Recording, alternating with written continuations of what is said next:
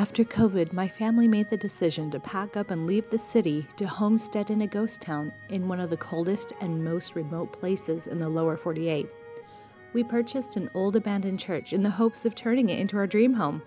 The challenge of remodeling has escalated as we adjust to an unforgiving climate with winter wind reaching 40 below zero.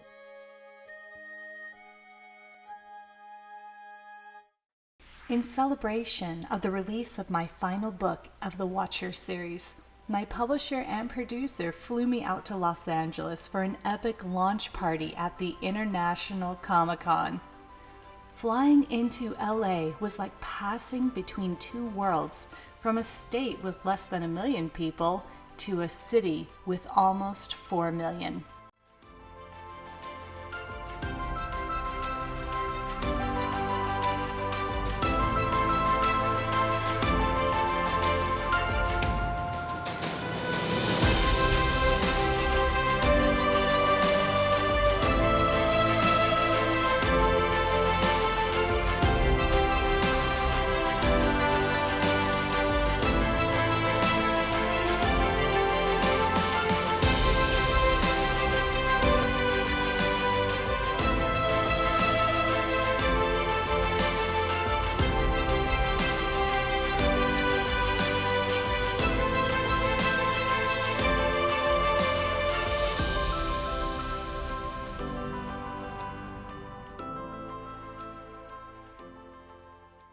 I don't know if I've seen this many cars Because of in the my lack life. of public transit, everybody has to drive. I mean, there's buses, but it takes forever. On the first day, Susan gave me a golden ticket to the city and a tour to anywhere I would like to go before my Hollywood photo shoot. This is downtown Hollywood. It's close enough so that we could just pop over for a little bit. I wanted to go see all the cool churches and architecture that I could.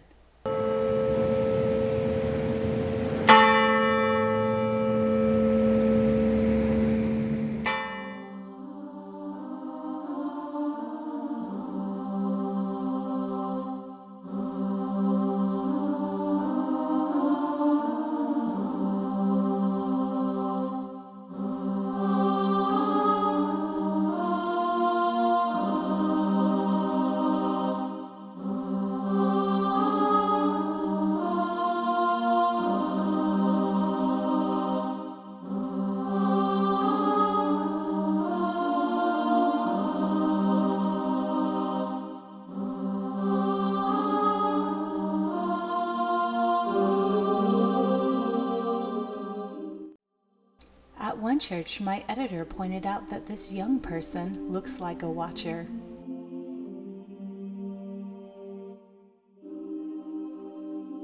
We also visited the LA Temple and spent some time there watching videos, admiring the Christmas decorations, and looking up our genealogy at the Family History Center.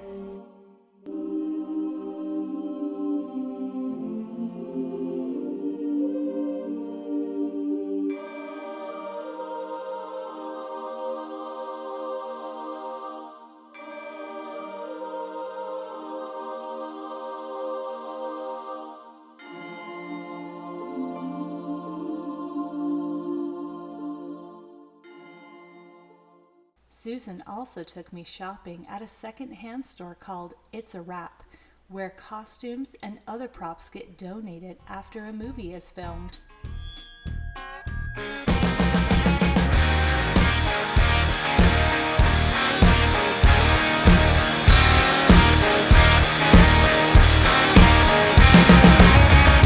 Gotta make it to Los Angeles.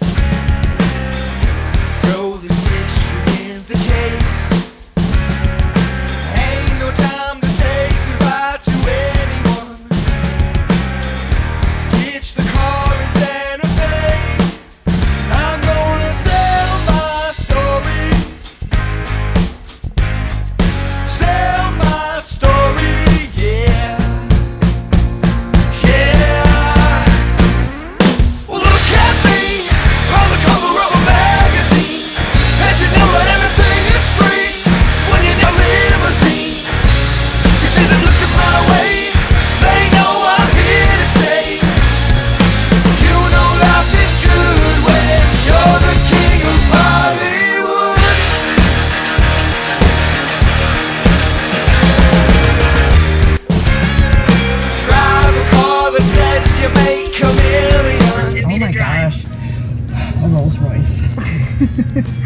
I'm not surprised in this neighborhood.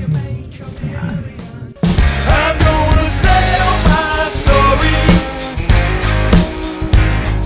Sell my story, yeah. Yeah. Look at me on the cover of a magazine. They know I'm here to stay. You know life is good when you're the king of Hollywood. I'm gonna sell my story. Sell my story, yeah. Yeah. Yeah.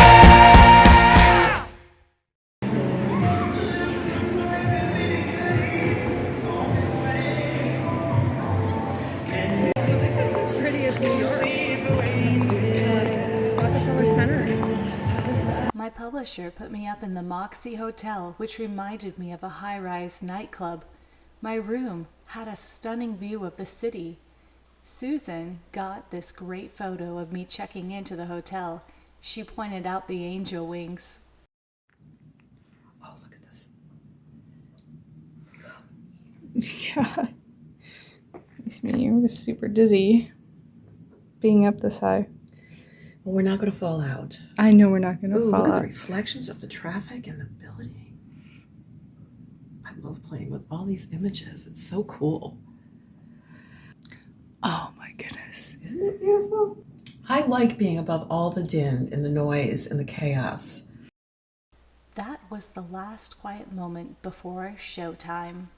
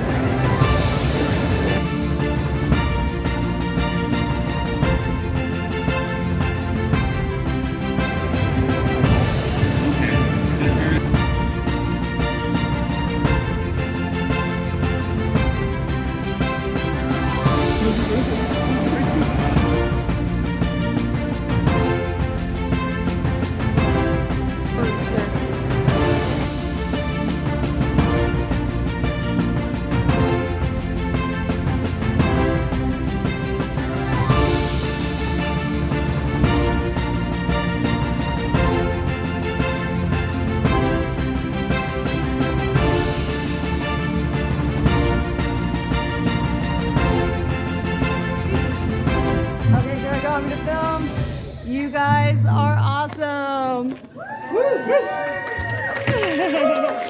Okay, we did our panel today, you guys. Yes, we did. And the person before us was Elijah Wood. Yep. Alright? People And know him. I think they will know who that is. Kinda. He played the Hobbit. He played in the Hobbit. The Hobbit. No, not the Hobbit. It was Lord of the Rings. Yeah, but like he's like a main Hobbit. He's not the Hobbit. Okay. So we looked in his room, and how many people would you say he had in his room? I say listen. Less than. Yeah. And so we're like, oh my goodness. If Yeah, not feeling great. Not feeling great. Compared to like Elijah Wood, like worried about the outcome of it all. Okay, so we go in there and we had an amazing turnout. Amazing. And we're talking like great energy, like Yeah. people like really into.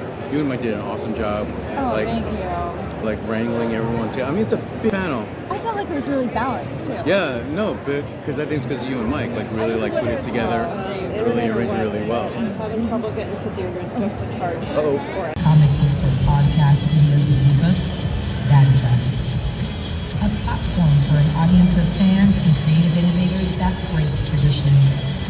We invite you. Join the movement. Go rogue.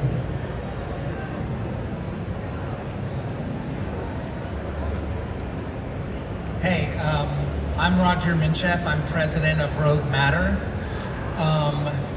Rogue Matter is a collective. Rogue Matter is a collective of individuals across the entire spectrum of entertainment. It's people who thought they could do it better. It's people who thought we can fix that. It's people who want to optimize.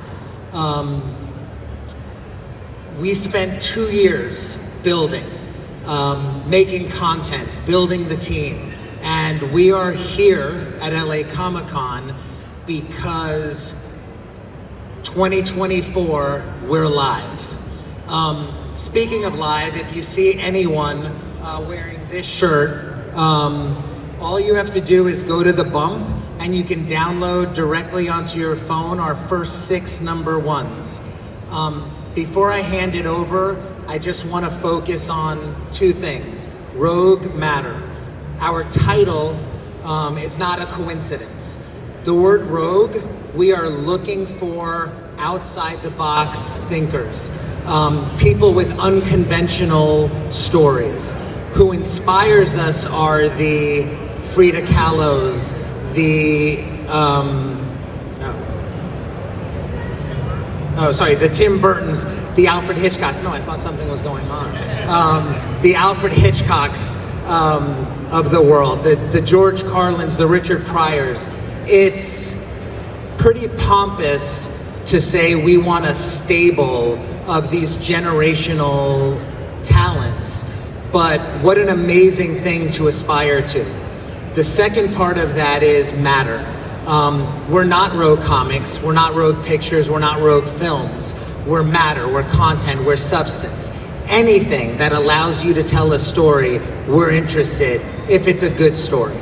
So, speaking of stories, let me start by introducing you guys to our Chief Creative Officer, Mike Dolce. Thank you, Roger. Thank you, guys. Thank you, LA Comic-Con. It's been a great experience, and it's been just a great experience because of this team behind me. Everybody here has put in so much time and effort and just trying to create the best stuff possible. You see behind us, we have an array of the titles that we're launching in 2024 and beyond. It really will reach across spectrums. I mean, we have stuff with celebrities like Brock O'Hearn. We have things that were submitted to us by you guys, people that have already reached out to us and submitted stuff. We've got things all across the gamut, all across the genres. There's nothing that we hone in on. We just want stuff that's rogue, stuff that is gonna excite you guys. And when we see something we get excited by, we know we know we're onto something, and that's something you guys are gonna enjoy. So I'm gonna hand it over to our editor-in-chief, Mr. Trent Olson. Hey guys, again, thank you for having us here. We're really excited. Oh, I gotta step up, that's a thing. I know the show's gonna close soon, but if you get a second, please swing by our booth. We're booth 350. Again, if you see any of us, you can bump our sleeves, get all of our launch titles. We're also happy to talk with you, hear your stories. We want you to go rogue. All right, so that's really important to us. I'm gonna hand this over now to each of our creators. They can introduce themselves. We've got some great artists and writers. Guys, my name's Tony Donnelly, and I'll be drawing the Gladiator Kane portion of the whole Kane universe. I get to draw Brock O'Hearn, he's gorgeous. I get to work with Will, he's gorgeous. I'm working on being gorgeous. I'll see you guys soon. We are art directors at Rogue Matter, working on Lena's Fury and Omega Team. Look forward to that next year. It's gonna be something you've never seen before. Hello, my friends. My name is Deirdra Eden. I'm the international best-selling author of the Watchers series. The Watchers series is about always having hope, fighting for your dreams, and no matter how strong you are, we're stronger together. Will Meltman, writer and creator of the Kane comic universe. First off, huge thank you to LA Comic-Con. We're in the heart of LA right now. The Lakers play right next door. We're in the heart of Hollywood. I'm excited. We're coming for you, San Diego, for sure. LA's taken over, so thank you, everybody. Kane is, we created a whole universe based with Greek mythology. It's about an ordinary man placed in an extraordinary circumstance, and that man is Brock O'Hearn. Roger first. Yeah, I'm Brock O'Hearn. I'm a co-creator with Will Meldman of the Kane Comic Universe. We're here with, like you guys heard, Rogue Manor, which is an incredible comic book studio. This is one of the best things about this is every one of these people is amazing, and I think that's what it takes to create something great. Is you got to surround yourself with amazing people, great people, and this crew right here is exactly that. So I'm grateful to be a part of this and with these people. They're amazing, but also we've got our trailer, animated trailer we created for Kane. We're introducing it for the first time, and I couldn't be more grateful. And I also want to say to everyone who's out there in cosplay, you guys look amazing. It's incredible to see you all do this, and you make Comic-Con what it is, so thank you all. Nice. If we could run the trailer. I got super dizzy standing under this huge screen. I looked to my right and to my left and realized I could either grab onto tiny little Dahlia and risk taking her down with me, or Brock. But then I would have to deal with all his female fans coming after me. I braced myself, closed my eyes, and tried to distract myself from the screen. Thankfully, I did not fall over. History. These humans, my men, are the world's only protection against the beast. Who seek to destroy us, make us bend the knee.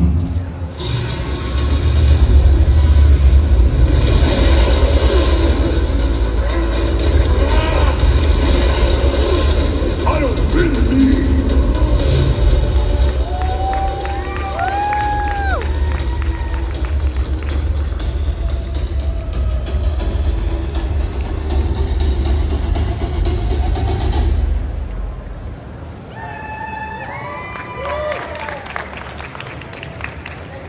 When it was all over, I was so exhausted and my heart was so full and tender as I was emotionally processing what had just happened. Because I miss it so much, the nature. But one thing I think is really important is, a lot of people see LA as being this big evil Sodom and Gomorrah type place.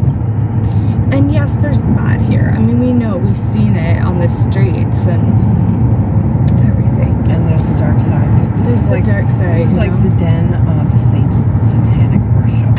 It is. But at the same time, there are angels. There are angels here too.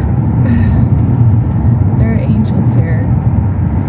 And we met a lot of them. Yes. And they were very good to us. Yeah, they were. And they were good people who love God, have a moral compass, and are working their butts off to make the world a better place. Comic-Con was so chaotic.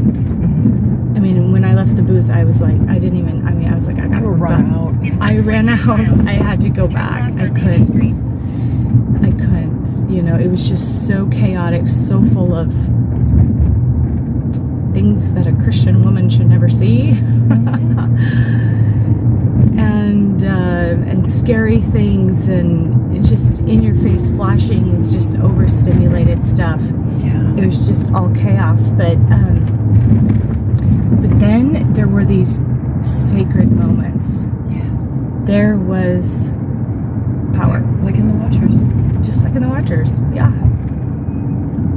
There were these sacred moments where I was able to meet with and have these really meaningful conversations with people and learn from them and just, kind of embracing goodness and holding up the candle, right?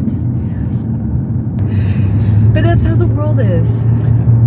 It's chaotic and it's ugly and there's disgusting sin and evil. You don't have to choose evil. You don't have to choose it. You don't have to choose it. You can be the person in the world holding up your candle. And when you do that, you find other people that are holding up their candles too. Times like this calls for a beach trip to take off all the makeup and let your hair down and just be.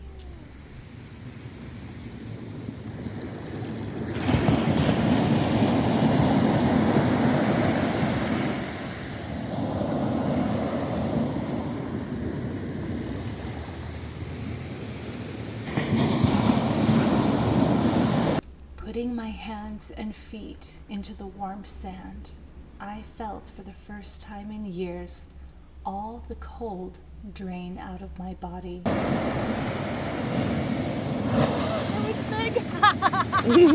I wish I could say my plane ride home was uneventful, but there may have been some bad voodoo on board. My husband drove through the night to come get me after an emergency plane landing.